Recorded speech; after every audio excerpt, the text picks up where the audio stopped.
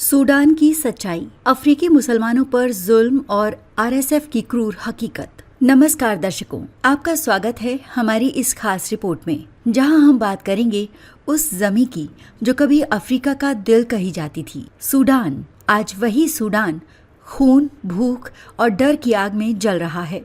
पिछले कई महीनों से सूडान के दारफुर और अल शफर जैसे इलाकों से ऐसी तस्वीरें सामने आ रही हैं जो इंसानियत को हिला देती हैं।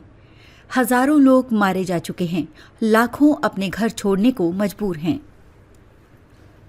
लेकिन सवाल है, इन हमलों के पीछे कौन है?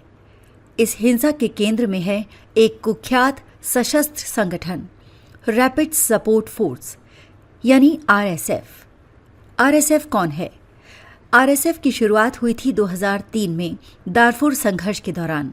उस वक्त सूडान के तत्कालीन तानाशाह उमर अल बशीर ने कुछ स्थानीय मिलिशियाओं को बनाया, जिन्हें जंजावीद के नाम से जाना गया। इन जंजावीद मिलिशियाओं पर आरोप लगा कि उन्होंने दारफुर में गैर अरब अफ्रीकी मुसलमानों जैसे फुर, मसालित और जाघावा समुदायों पर अत्याचार किए, गांव जलाए और सामूहिक हत्याएं की। 2013 में इन्हीं जंजावीद मलिशियाओं को एक औपचारिक संगठन में बदला गया और नाम दिया गया रैपिड सपोर्ट फोर्सेस यानी आरएसएफ। इसकी कमान सौंपी गई मोहम्मद हमदान दागालो, जिसे हमेटी के नाम से जाना जाता है। आरएसएफ सीधे सूडान की सेना के अधीन नहीं थी, बल्कि राष्ट्रपति कार्यालय को रिपोर्ट करती थी, यानी इसका इस्तेमाल सरकार ने अनौपचारिक ताकत के रूप में किया। आरएसएफ आज क्या कर रही है? आज आरएसएफ खुद को राष्ट्रीय सुरक्षा बल बताती है, लेकिन असलियत में अंतर्राष्ट्रीय संगठनों के मुताबिक वो एक अर्ध सैनिक संगठन है जो देश के नस्लीय संघर्ष को और भड़का रहा है। 2003 में जब सूडान में सेना और आरएसएफ के बीच सत्ता संघर्ष शुरू हुआ तो आरएसएफ ने दारफुर के इलाकों में अपनी ताकत बढ़ाई और वहीं से अफ्रीकी मूल के मुसलमानों पर हमला शुरू हुआ।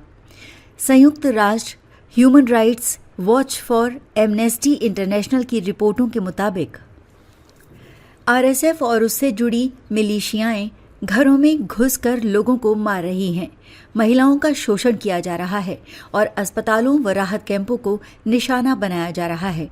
इन हमलों का सबसे बड़ा निशाना है गैर अरब मुसलमान जो अफ्रीकी पहचान रखते हैं। यूएन ने चेतावनी दी है, अगर हालात ऐसे ही रहे तो सूडान में भूखमरी, महामारी और नरसंहार का खतरा और बढ़ेगा। खाने और दवाओं की सप्लाई ठप है और मदद पहुंचाने वाले भी आरएसएफ के डर से पीछे हट रहे हैं। अंतर्राष्ट्रीय कोर्ट पहले ही दारफुर में युद्ध अपराधों की जांच कर रही है और अब आरएसएफ के नेताओं के खिलाफ नए साक्ष्य जुटाए जा रहे हैं। दर्शकों, ये वक्त है दुनिया के जागने का, क्योंकि ये सिर्फ सूडान की लड़ाई नहीं, ये इंसानियत की लड़ाई है।